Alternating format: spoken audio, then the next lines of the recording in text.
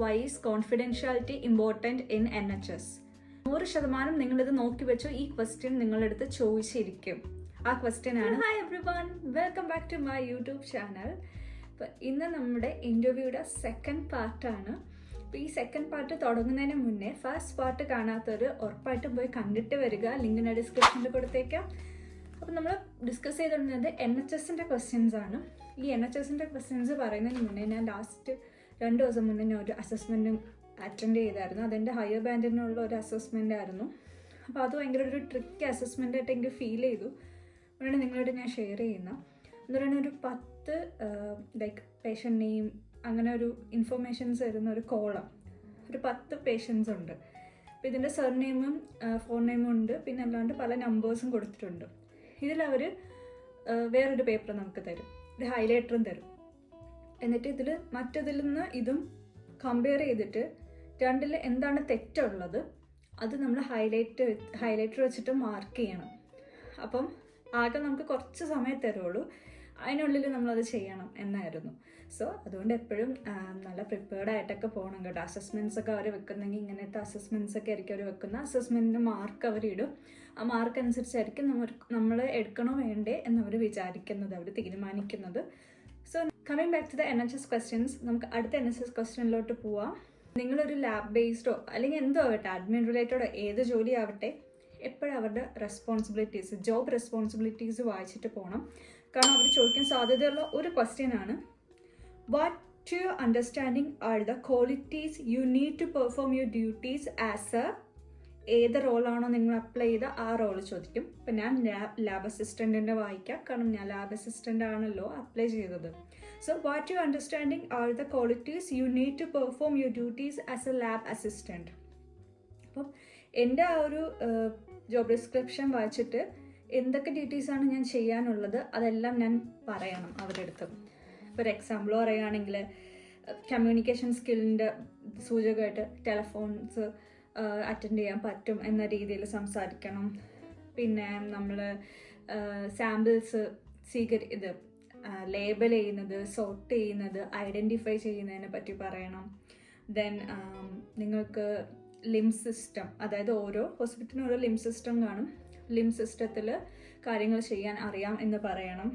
പിന്നെ ഒരു hard worker ആണെന്ന രീതിയിൽ നിങ്ങൾ സംസാരിക്കണം. പിന്നെ ബയോമെഡിക്കൽ സയൻറ്റിസ്റ്റ് എന്തെങ്കിലും ഉണ്ടെങ്കിൽ അവരെ ഹെൽപ്പ് ചെയ്യുന്ന രീതിയിൽ എന്താണ് നിങ്ങളുടെ റോള് അത് നിങ്ങൾ നന്നായിട്ട് വായിച്ചിട്ട് വേണം അത് പറയാൻ. ഇപ്പം ഇന്നൊരു റോൾ അല്ലാത്തത് കൊണ്ടാണ് ഞാൻ അത് ഡിസ്ക്രൈബ് ചെയ്യാത്തത്. 100% നിങ്ങളിത് നോക്കി വെച്ചോ. ഈ ക്വസ്റ്റ്യൻ നിങ്ങളെടുത്ത് ചോദിച്ചിരിക്കും. ആ ക്വസ്റ്റ്യൻ ആണ്, why is confidentiality important in NHS? Confidentiality in NHS important because all staff have a legal duty to respect it and to understand the procedures.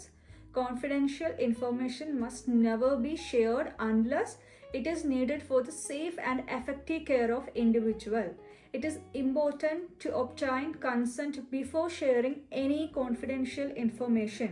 If I am successful in my application, one of the first thing I will do is fully familiarize myself with your confidential policies. നിങ്ങൾക്ക് വേണമെങ്കിൽ ഇങ്ങനെ സംസാരിക്കാം, അല്ലെങ്കിൽ usually അവരുടെ star technique വെച്ചിട്ട് സംസാരിക്കാം. അതായത് ഇങ്ങനെ ഒരു ക്വസ്റ്റ്യൻ വരാം, like tell me A situation when confidentiality is important. അങ്ങനെ എന്തെങ്കിലും ഒരു ക്വസ്റ്റ്യൻസ് ചിലപ്പോൾ അവർ ചോദിക്കും. റിലേറ്റഡ് ആയിട്ടുള്ളൊരു ക്വസ്റ്റ്യൻ ആണ് ഞാൻ പറയുന്നത്, ചോദിക്കാൻ ചാൻസ് ഉള്ളൊരു ക്വസ്റ്റ്യൻ. അപ്പോൾ നമ്മൾ സ്റ്റാർ ടെക്നിക്കിൽ വേണം പറയാനുള്ളത്. സ്റ്റാർ ടെക്നിക്കിൽ പറയുമ്പോഴത്തേക്ക് സ്റ്റാർ എന്ന് പറയുമ്പോൾ situation, T for task, A for action and R for result. ആ ഒരു രീതി. അപ്പോൾ നിങ്ങളുടെ സിറ്റുവേഷൻ എക്സ്പ്ലെയിൻ ചെയ്യണം. ലൈക്ക് ഫോർ എക്സാമ്പിൾ ഒരു പേഷ്യൻ്റ് നമ്മളെ വിളിച്ചിട്ട് ഇങ്ങനെ എൻ്റെ GPയിൽ ഒരു ടെസ്റ്റ് ചെയ്തിട്ടുണ്ടായിരുന്നു, എൻ്റെ റിസൾട്ട് ഷെയർ ചെയ്യാമോ എന്നും പറഞ്ഞിട്ട്. ഇപ്പോൾ ലാബ് അസിസ്റ്റൻ്റ് ആണെങ്കിലുള്ള സിറ്റുവേഷനാണ് ഞാൻ പറയുന്നത്. നിങ്ങൾ ഏത് പൊസിഷനിലാണോ അപ്ലൈ ചെയ്യുന്നത് ആ പൊസിഷൻ വെച്ചിട്ട് നിങ്ങൾക്കൊരു സിനാരിയോ ക്രിയേറ്റ് ചെയ്യാവുന്നതാണ്. പിന്നെ ലാബ് അസിസ്റ്റൻറ്റിനെയാണ് പറയുന്നത്, ഇതുപോലെ റിസൾട്ട് പറയാമോ എന്ന് തന്നെ ചോദിക്കും. അപ്പോൾ നിങ്ങൾക്ക് തിരിച്ച് പറയാം, sorry I can't share the details directly to you, it's the policy. Either you can ask to the GP doctor directly or the nurse or the authorized person who can share result to you. So അങ്ങനെ നിങ്ങൾക്ക് പറഞ്ഞിട്ട് പറയാം നിങ്ങൾക്ക് അവരുടെ അടുത്ത് തിരിച്ച്. അപ്പോൾ അതൊരു സിറ്റുവേഷനായിട്ട് നിങ്ങൾ എക്സ്പ്ലെയിൻ ചെയ്യണം.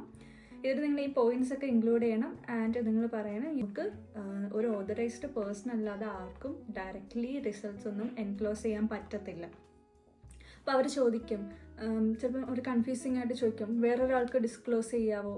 അപ്പോൾ നമുക്ക് പറയാം ഓതറൈസ്ഡ് ആയിട്ടുള്ള പേഴ്സൺ, അതായത് റിസൾട്ട് ഷെയർ ചെയ്യാൻ പറ്റുന്ന ഓതറൈസ്ഡ് ആയിട്ടുള്ള പേഴ്സൺ, ഇത് ഡോക്ടറോ നേഴ്സിന് പറ്റും, അങ്ങനെ നമുക്ക് പറയാൻ പറ്റും. അല്ലാണ്ട് നമ്മൾ ഫോണിൽ കൂടെ ഒന്നും നമ്മൾ റിസൾട്ട് ഷെയർ ചെയ്യാൻ പാടില്ല. Note the point. So that's a confidentiality policy in NHS. ചിലപ്പോൾ ചോദിക്കാൻ പറ്റുന്ന ഒരു ക്വസ്റ്റ്യൻ ആണ്, what are your strength and weakness? അതെന്ന് വെച്ചാൽ ഞാൻ ഒരു എക്സാമ്പിൾ ആൻസർ വായിക്കാം. My strength include my ability to retain information, follow strict rules and procedures, provide exceptional care, demonstrate respect and empathy, and my ability to abide my NHS values to work and my passion for scientific research.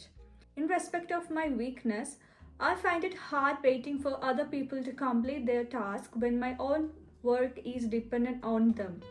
I never want to miss my deadline, and if someone's holding me back, I find it slightly frustrating. Having said that, another one of my strength is my ability to communicate with others, the importance of getting their task completed on time. So ഇതാണ് answer. നിങ്ങൾക്ക് ഇത് വേറെ രീതിയിലുള്ള strength ഒക്കെ നിങ്ങളുടെ job responsibility involve ചെയ്യുന്ന strength include ചെയ്യുക. Weakness നിങ്ങൾക്ക് എന്തും പറയാം, പക്ഷേ നിങ്ങൾക്ക് എന്താ ഫീൽ ചെയ്യുന്നത് അത് പറയാം. പക്ഷെ ഡയറക്റ്റ് കയറി ഒരുപാട് റോങ് ആയിട്ടുള്ള കാര്യമൊന്നും പറയരുത്. അല്ലെങ്കിൽ my family is my weakness. നമ്മൾ പ്രൊഫഷണലായിട്ട് വേണം സംസാരിക്കാൻ. അതുകൊണ്ട് അങ്ങനെ സംസാരിക്കുന്നതായിരിക്കും നല്ലത്. ഇനി കുറച്ചധികം ഇമ്പോർട്ടൻ്റ് ആയിട്ടുള്ള ക്വസ്റ്റ്യൻസ് എനിക്ക് നിങ്ങളുടെ ഡിസ്കസ് ചെയ്യാനുണ്ട്. അതെന്ന് പറയുന്നത് ഞാൻ സൈഡിൽ നിങ്ങൾക്ക് എഴുതി കാണിച്ചിരുന്ന രീതിയിലും കൂടെ ഞാൻ സ്റ്റാർ ടെക്നിക്ക് യൂസ് ചെയ്തിട്ട് പറഞ്ഞുതരാം. പക്ഷേ ആൾറെഡി നമ്മളെ ടൈം ഇങ്ങനെ പൊയ്ക്കൊണ്ടിരിക്കുകയാണ്. എന്നാലും ഞാൻ ഒരു ക്വസ്റ്റ്യനും കൂടെ നിങ്ങളുമായിട്ട് ഡിസ്കസ് ചെയ്യാം. ഇതെന്തായാലും ചോദിക്കുന്നത് ഒരെണ്ണമാണ്. Describe a time when you had to work under pressure and prioritise task. Okay, so ഞാനൊരു എക്സാമ്പിൾ പറഞ്ഞുതരാം. This is a star technique use ചെയ്ത് ഞാൻ ചെയ്ത ഒരു ആൻസറാണ്. In a previous medical laboratory, there was a COVID outbreak and a huge amount of sample need to be processed. ഇത് laboratory assistant based ആയിട്ടാണ് എഴുതിയിരിക്കുന്ന ആൻസർ. നിങ്ങൾ ഏത് പോസ്റ്റാണ് അപ്ലൈ ചെയ്യുന്നത് ആ പോസ്റ്റ് ബേസ് ചെയ്തിട്ടുള്ളത് നിങ്ങൾ എഴുതണം. നിങ്ങൾ പറയണം. This was a big task for us. We have to work closely with each others to conduct the experiments under very strict time condition.